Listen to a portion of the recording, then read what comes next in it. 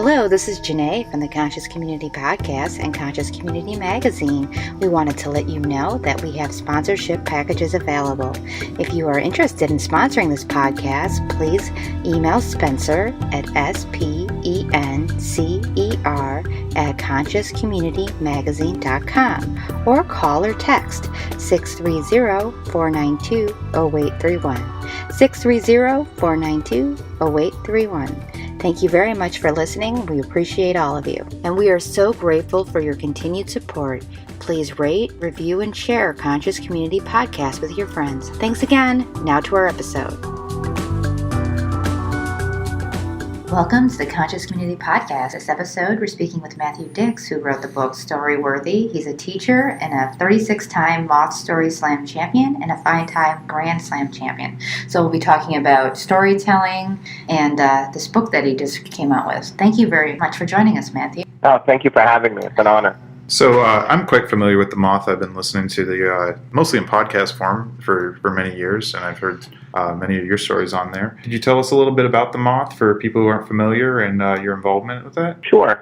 So the Moth is an international storytelling organization. They essentially put people on stages to tell true stories live without notes. Some of those people are famous people, and some of those people are not so famous people. On any given night, you can put your name in a hat at a Moth Story Slam, and if your name is pulled out of the hat, you have the opportunity to tell a story. And if it's a slam, that's a competitive situation, so you'll get judged by a team of judges in the audience, and at the end of the night, someone will be determined the winner. And then they also produce main stage shows that are curated, so they will choose people from the community or people who they see on stages who they enjoy, and those are sort of a more formal situation. And I've done both of those quite a bit. I started telling stories for the Moth in 2011. My friends just sort of dared me to go and tell a story at a story slam. My plan was to tell one story and then never do it again. I had no intention of becoming a storyteller. I didn't really think I should be. But I went to that first slam in New York City and dropped my name in the hat, and I was chosen last that night. I was hoping to escape without having my name come out of the hat, to be honest with you. And I hated every minute of it until I started speaking into the microphone, and then I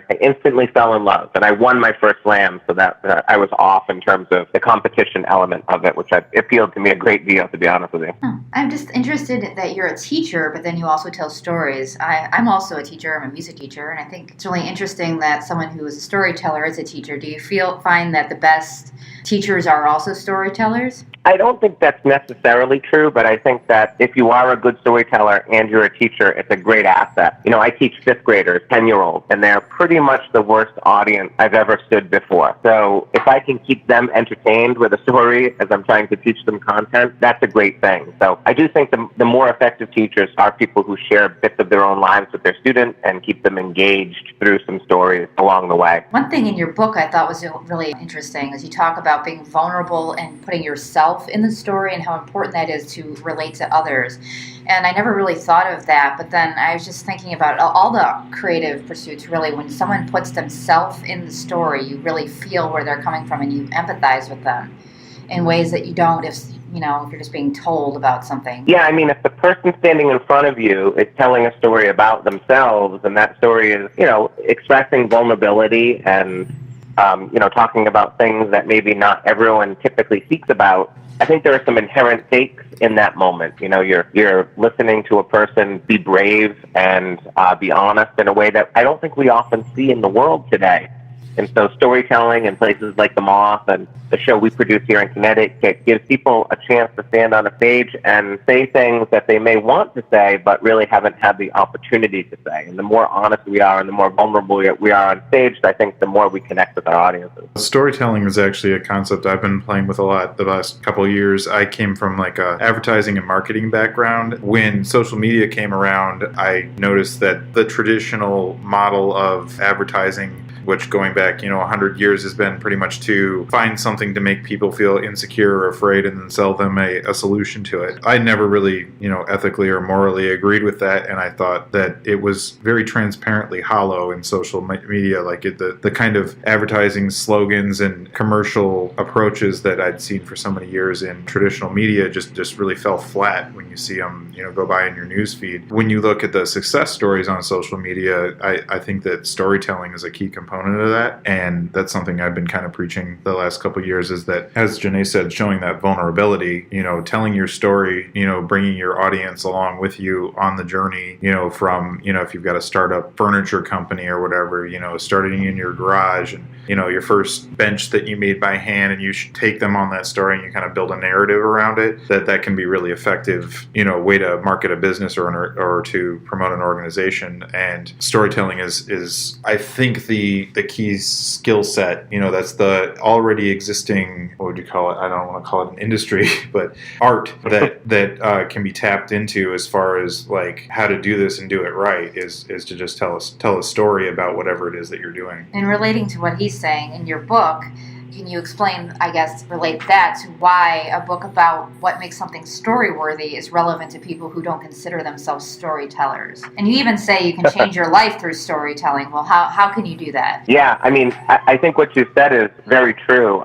In terms of changing your life through storytelling, I have yet to meet a person who I can't convince that storytelling will make their life better. When I teach workshops, which I do all the time now, for individuals and for organizations, there isn't really a profession that can't benefit from storytelling. I work with hospitals teaching patients how to tell their stories to doctors and nurses, so doctors and nurses understand what the patient experience is like. And I work with ministers and rabbis and priests to help them, be more, entertaining from the pulpit, and teachers and professors. And storytelling for dating has kind of taken off with me. So people come in because they can get a first date, but they can't get the second date because whatever they say on the first date is so terrible that no one wants to spend any more time with them. But really, whoever you are, I often say I'm a fundamentally unlikable person who tells a good story. And, my wife always says, like, that's me. My wife says that's not entirely true, but it's kind of true.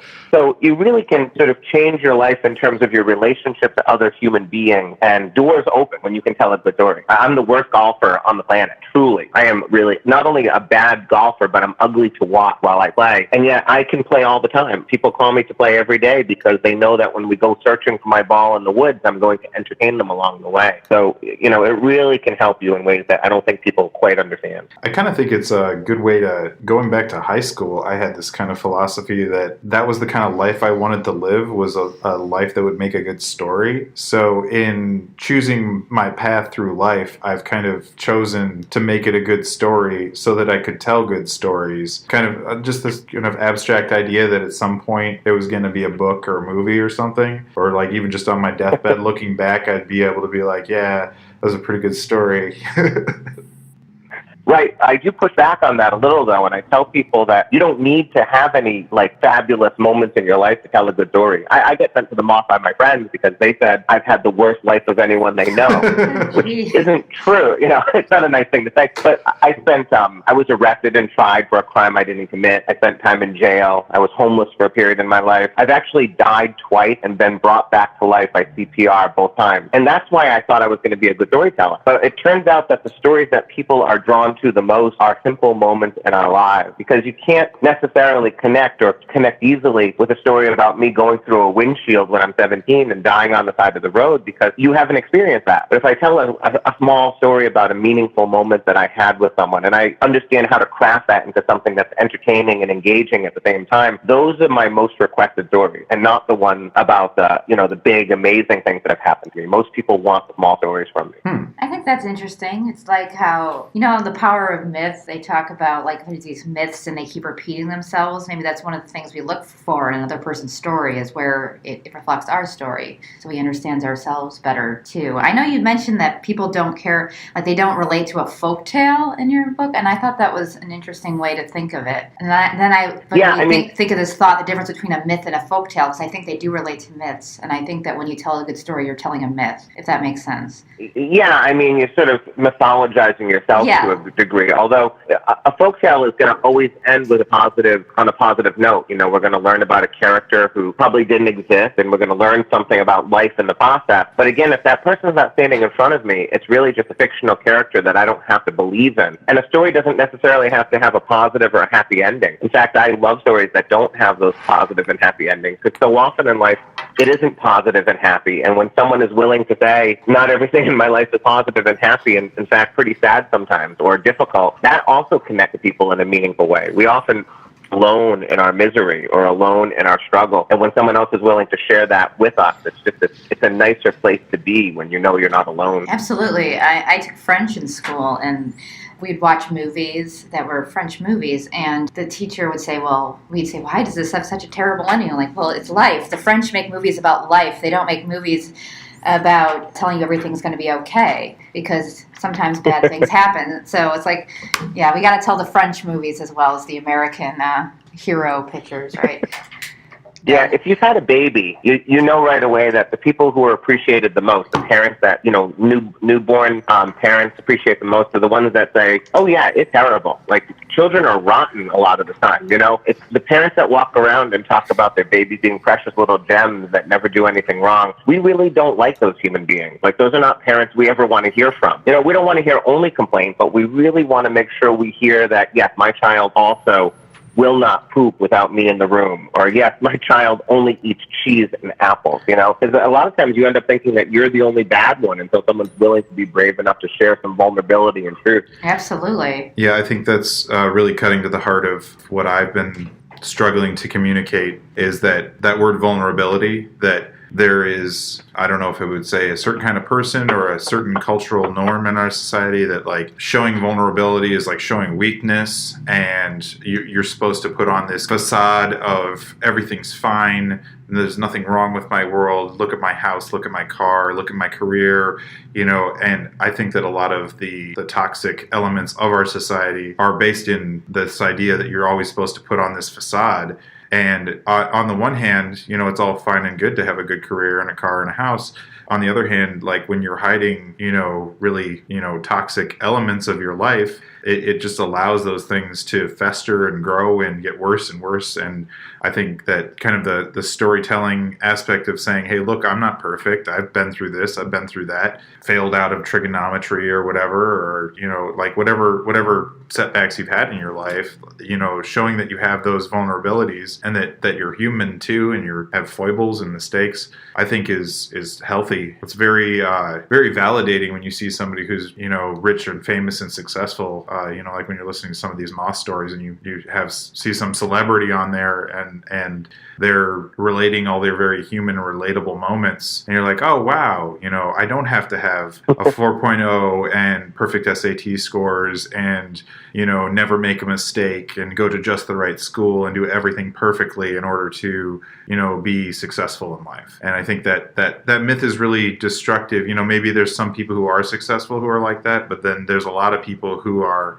very they're very unhappy with themselves because they think they failed to do that somehow. Right. I mean, oddly, I think the reverse is true. I think that the more a person sort of touts themselves and, speaks of their accomplishment, the more I suspect that there's something wrong, inside, that they're having a problem. I think it's a sign of weakness, to be completely honest. I think the strongest people, the ones that express the most confidence, are the ones that are willing to talk about their failures and their bad decisions and their moments of embarrassment. And if I'm thinking about, like, the Moth, if I'm going to a story slam for a competition, I know that my chances of winning one of those events rises exponentially if I have a story where I can talk about a failure, or I can talk about an embarrassment or a humiliation, based upon the theme that I'm giving, tell that story that night, rather than standing on stage and talking about any success that I've had. The last thing that I really want to ever talk about is success. I really prefer to talk about moments of struggle and failure. I don't know if this would be one of those moments or this would be a success for you, but I saw in the papers that they sent us that you wrote a rock opera. Could you tell us about that? I'm a musician and I write music, so I think that's pretty cool. But what got you into that? Yeah. Are you from a musical background, or? No. I have a friend who's a musician.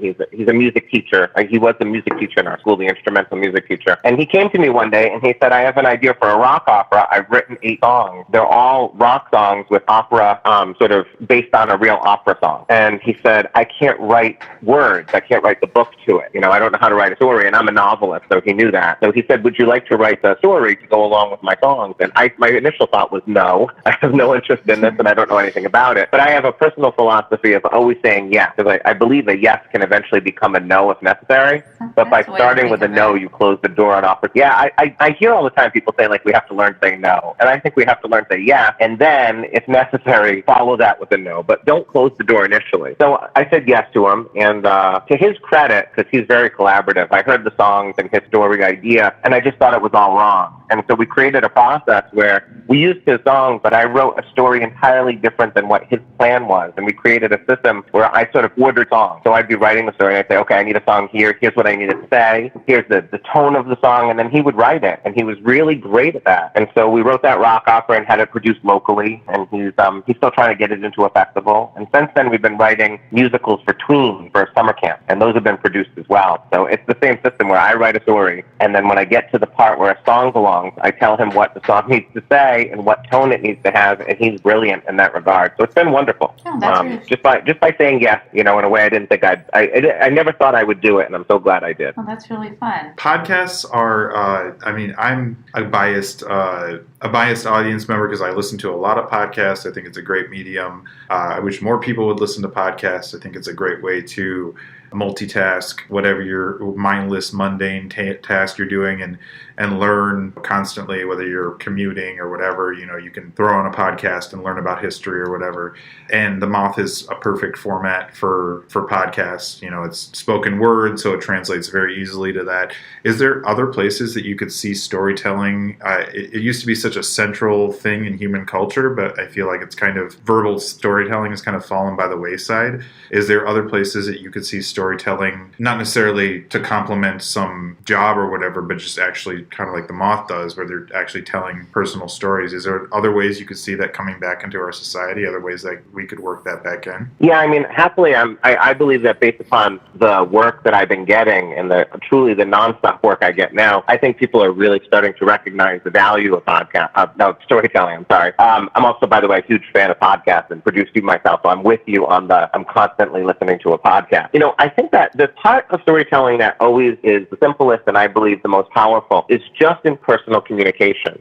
My favorite example is I had a woman take a workshop just not that long ago with me, and she said, I work at a big insurance company and I don't have any friends at work because when we go to the cafeteria for lunch, I don't know how to get a word in edgewise. I just never have anything interesting to say. And she said, I just want to learn to tell stories so I can have some work friends because I feel bad that I can't get people to listen to me. And she took a series of workshops with me and it worked. And she told me she was never going to take a stage. She was never going to tell a story to an audience. Just let me tell stories at a cafeteria table effectively. Now, since then, she's actually taken the stage, told stories, and now tells stories professionally. So I sort of tricked her into all of that. Oh, wow. But it started with just but it starts with the desire to just want to communicate with people in a deep and meaningful way. And, one of the wonderful things is no matter how much you may disagree with another human being, and there's a lot of disagreement, I think, in the world today, when we share a story from our life that is vulnerable and honest, I find that so often the anger and the vitriol that accompanies these disagreements goes away. Like, I have no problem disagreeing with a human being on really fundamental issues, particularly when we're not fighting over it. When I believe this person has good intentions to fight bad ideas, I think that's what storytelling can really make a difference for us today. And so when I'm working with politicians, I'm teaching them how to do that. And, when I'm working with nonprofits, all of these people that are trying to communicate ideas, I think the best thing to do is to just bridge that gap and bring people closer with a story that's well told and engaging and the appropriate length, those kinds of things. No, I love that. Definitely true with the meeting people who have different points of view. When you hear their story and you know where they're coming from, even if you don't agree, you understand why they are the way they are. Because very rarely there's going to be a person whose way that they act is not based on something that came from their past. It's all in there. Yeah, I had a situation where I was angry at someone recently. We really disagreed. I was actually playing golf and I really got annoyed with this person. And then on the fourth hole, he told me a little story about how much he loved his cat. And I have two cats that I absolutely adore. And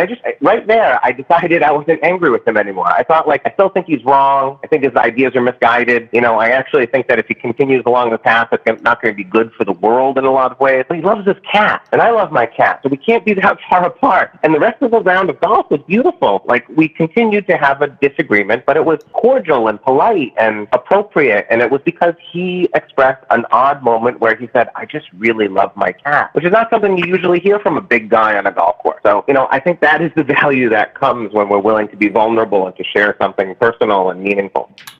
You're the co-founder and creative director of Speak Up. Can you tell us about that organization? That's similar to the Moth, correct, where you promote storytelling? Yes. So I was telling stories for the Moth for a long time. I live about 2.5 hours from New York and 2 hours from Boston, so I was basically going back and forth all the time. And there's nothing really here in Connecticut at the time. So my wife and I decided we'd see what we could make here in terms of storytelling. Honestly, we thought that maybe 2 or 3 times a year we'd gather, 20 to 30 of our friends and we'd sit around and tell a story. But our first show, we found a venue that was willing to have us, and we put out 40 chairs, hopeful that 40 people would come. And we ended up having 175 people come to listen to stories that I had some of my friends prepare for us that night. And that was 5 years ago. So since then, we now produce about 12 shows a year in various venues. England. We get somewhere between 200 to 500 people at a show. I always tell a story. My wife hosts a show, and then we work with another 5 to 6 storytellers at each show. Most of them are people who have never told a story before, and we work closely with them so that they are prepared before they ever take the stage, and they know what they're doing, and we know what they're doing. And so we began doing that, and from there, we've begun working with organizations now, helping them tell stories. So we're working right now, for example, with an organization called Voices of Hope, where we're teaching the children of Holocaust survivors to tell their parent stories of their survival of the Holocaust, but doing it through the child story. So it's not history. It's a person on stage being vulnerable and honest, but also embedding their parent story of their Holocaust survival in the process. And so we work with,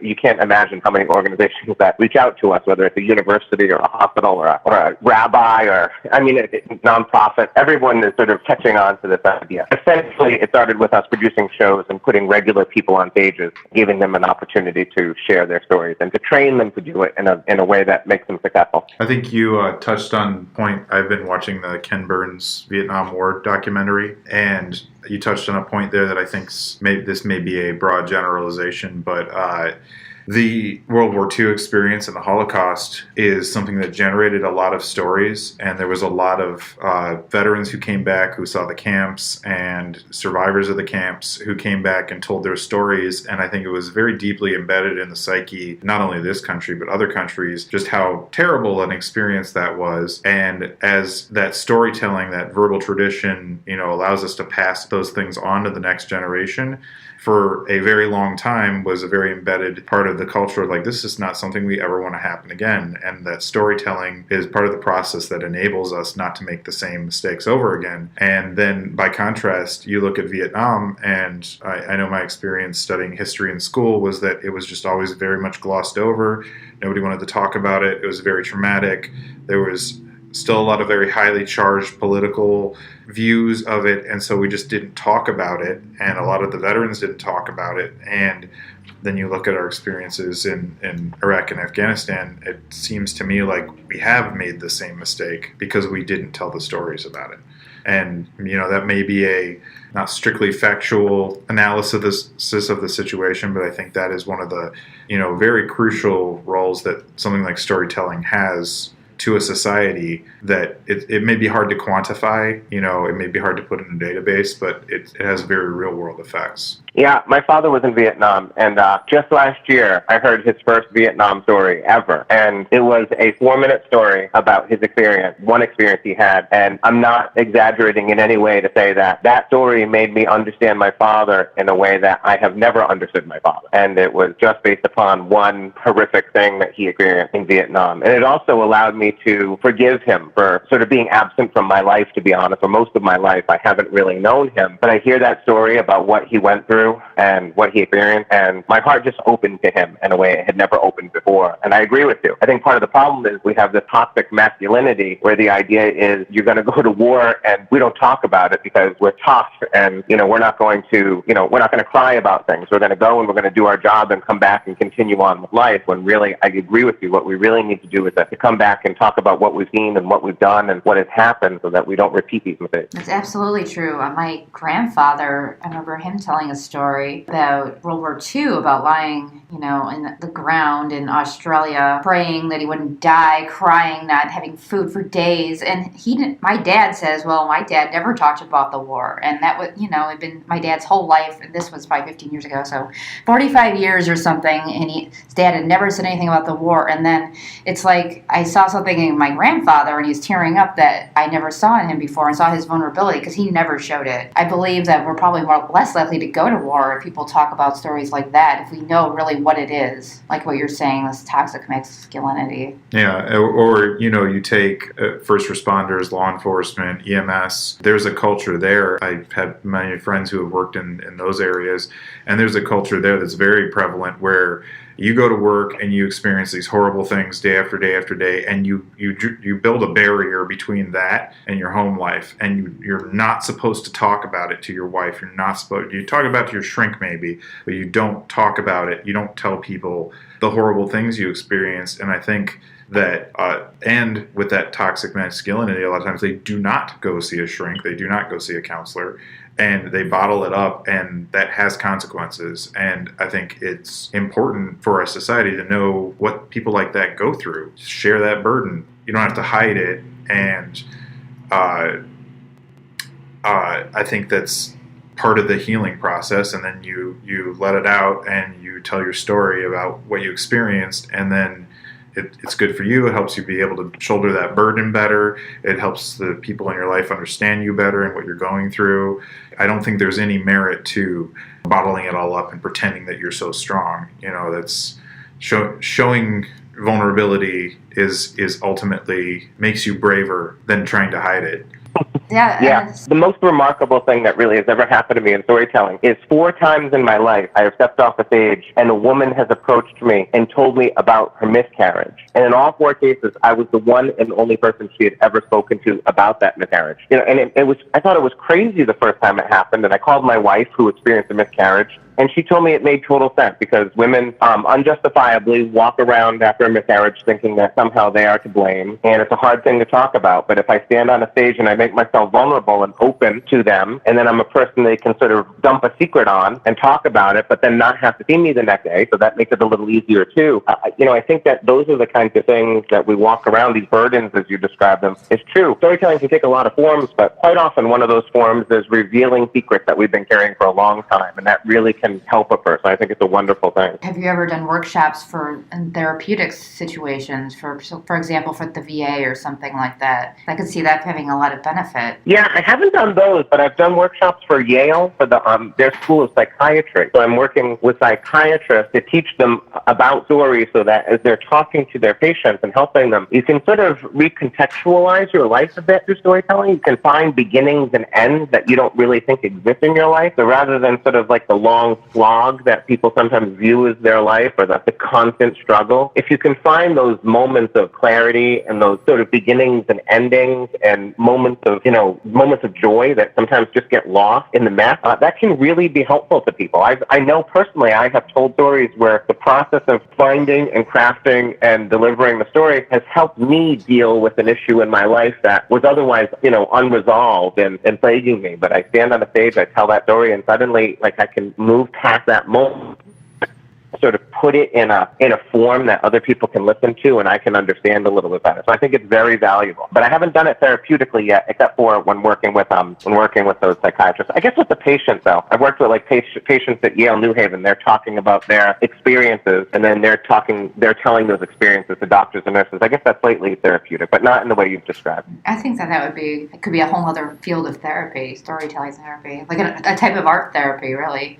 It would be interesting. I'm just a giant war history buff, and have a lot of veterans in my family. I had one relative who had a particularly gnarly PTSD case, and that's always been, since my early childhood, an important issue for me. And I have time and time, I think because I grew up in a family where, war stories and stuff like that were just, I had relatives, uncles, and grandparents and great uncles who had stories, and they would tell me the stories, and I kind of learned from an early age a respectful way to ask and receive those stories.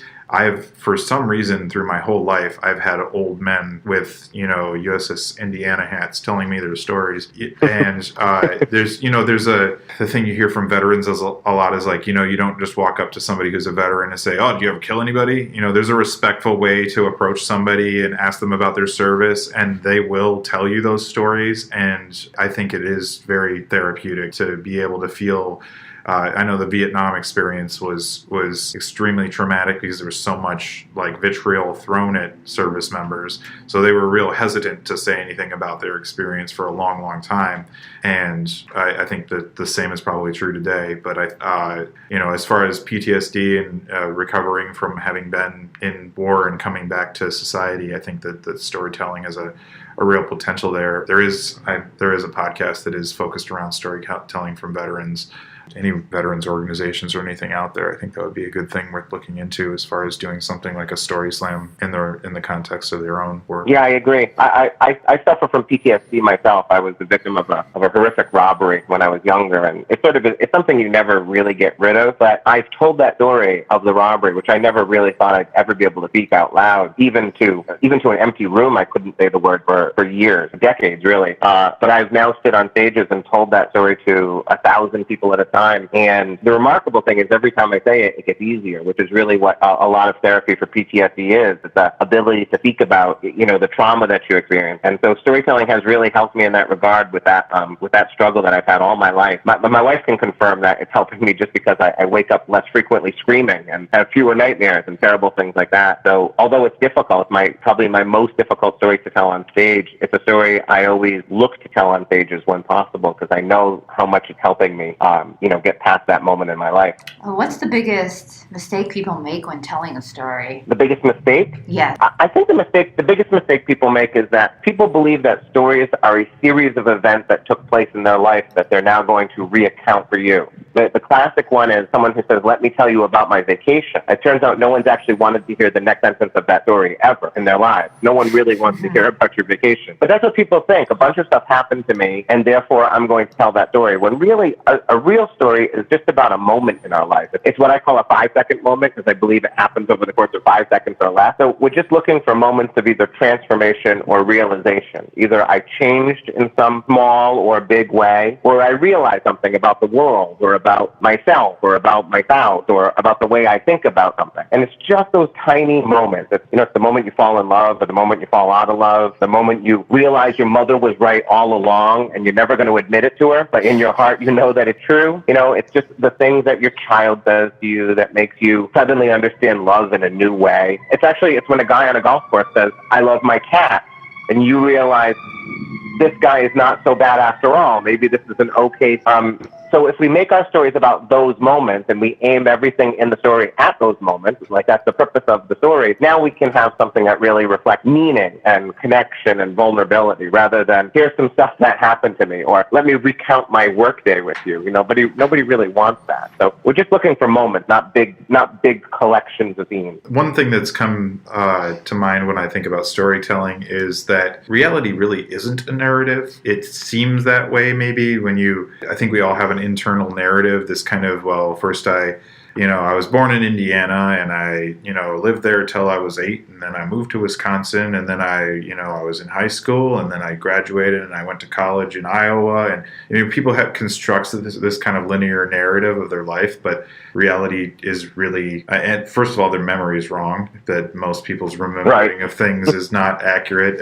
And second of all, it really isn't, they kind of retroactively apply all these kind of life lessons and stuff like that. So one way I think about it is no narrative is objectively true, but there's truth there. There's no true story of the history of the world. It's all pretty subjective. There's no true story of what happened on your vacation. It's all pretty subjective as to your perception of what happened. Can you speak to that a little bit? Yeah, when I tell people, about my stories, is I tell the truth, but I don't tell the whole truth. So I never put anything into a story that didn't actually happen. I'm never fabricating things. I'm a novelist, so when I'm writing my novels, all I do is fabricate. But what I tell people is I don't tell you everything. I take things out of the story that will be distracting or that don't serve my purpose. So it's oftentimes like a third person in a story, like a person that doesn't really serve a purpose but was there that night or was in the car that day, that really will just be an odd character that you'll be wondering about all the time. And so I'm often removing things from stories to bring greater clarity to what I'm actually trying to say. And I'll play with things like time. So a story that takes place on a Saturday and then a Sunday, like the first part on a Saturday, the second part on a Sunday, I might jam that whole story into one day because it's just easier to take in a story that happens over a single afternoon rather than having to say, so then I went to bed and the next morning I woke up and the adventure continued. So I can play with things like that. But when I do those things, when I'm removing elements of a story or playing with time, I'm always doing it in the service of the audience. I'm always doing these changes because it's what the audience would want. I'm never trying to sort of grandiose anything that wasn't grandiose already. I'm not trying to make myself sound better or worse. by manipulating the information in that way. I'm just trying to find the way that is going to land in that moment that I'm looking for the most satisfying way possible. But you're right. I've had situations where I've told a story about an experience that I had, and a friend who was also there tells the story of the same experience, and our stories are very different because my perspective of what was going on was completely the opposite of what my friend might have said. We're both telling the truth, which is to say we're both telling our truth. And we may disagree fundamentally, the two of us, but we don't disagree in a you're lying way. We disagree in a, listen, I did not see it that way. You might have seen it that way, but I didn't. So there is no absolute truth. There's actually a lot of science that says every time you tell a story, it becomes less true because we open up the file cabinet in our brain, we take the file out, and if we add anything to the story, even mistakenly, if I say a door is red instead of blue, and I put that file away, the door's probably red now in the file, even though I know at that moment it was blue and I misspoke. That misspeak now becomes the truth in my mind. And so often the things we remember aren't really how they actually happen, but as long as we're speaking our own personal truth, what we remember as to be true, I think that's the nature of storytelling. I think that's the right way to do it. I think the thing you said there that resonates with me is in the service of the audience. That if I tell a story, I don't know, I'm almost 40. If I tell a story to a 20-something coworker about my life, the reason I'm telling that story is because of my own need to be like, hey, I went through this experience and I learned this from it. You're a lot younger than me. You're going to probably run into something like this in the future. If I skim over some detail or I make something a focus of that story, it's because I really want to communicate to that person, the lesson that I learned from that experience. And I think that is storytelling, as I mentioned earlier, is a way that we can learn from others' mistakes. That otherwise, we would all have to learn not to put our hand on a hot stove by burning it ourselves. That storytelling is what enables you to communicate that to a new generation or to your children. And as long as you're changing details of that story in the service of doing that, I don't think there's any problem with doing that. Now, just flat out lying is a totally different thing. But I have noticed that I've had just a bizarre series of events in my life that even seem surreal to me sometimes, and I don't know what other people's lives are like. I don't live their lives. But I've had experiences that people are just totally incredulous about. I've met celebrities in weird circumstances and odd places, and had interactions with them that like people are like, no, you didn't, no, that couldn't have happened. And it's like, well,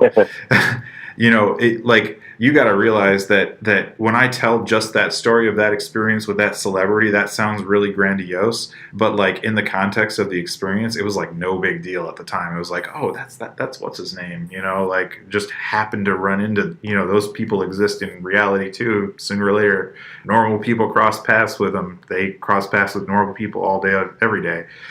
So it's I don't really think there's any of my stories that are really that far-fetched. At the time, it was all very, mundane. It's only looking backwards on it and constructing a narrative out of it and repeating that narrative as some kind of, life lesson, because for some reason I feel like that's my purpose to do, that it becomes something that seems grandiose or seems funny or seems, more than just another day. Right. I think the worst thing someone can ever do to you as a storyteller is to tell you that they don't believe your story. I hate that, particularly if you're told a story that expressed a great deal of vulnerability. I've had it happen a few times in my life where I just tell a story that's really hard for me to tell because it's true and hard and vulnerable. And I've had people say to me, like, that's a great story, but I just don't think it happened. And that'll just cut you to the bone because it just causes you to wonder, like, I'm being vulnerable on stage. How many people don't believe this? Because as a novelist, I know how easy it is to invent a story. Like, I can't imagine taking the stage and inventing a story. It just seems so simple. I'd much rather play with the real material of my life and sort of put it together as a puzzle that will tell the best story. So,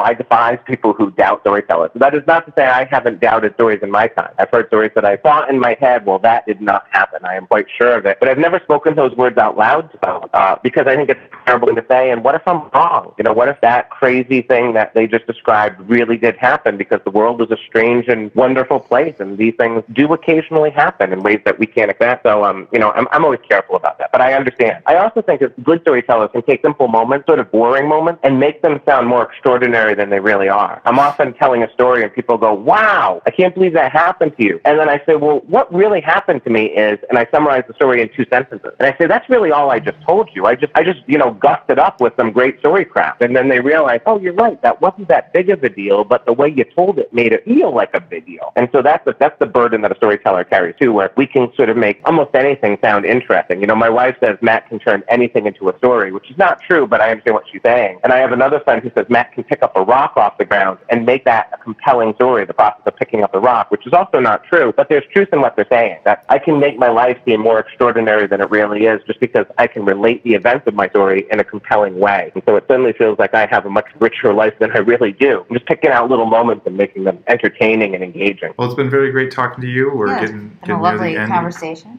Getting near the end of our time here. Your book is Storyworthy: Engage, Teach, Persuade, and Change Your Life Through the Power of Storytelling. Where can our readers and listeners find that book? Anywhere books are sold, Amazon, and at most bookstores you can find it. It just hit bookstores last week, but it's widely available. Your other books too, I assume, are there available? Yes, my novels are also just as available as the book is.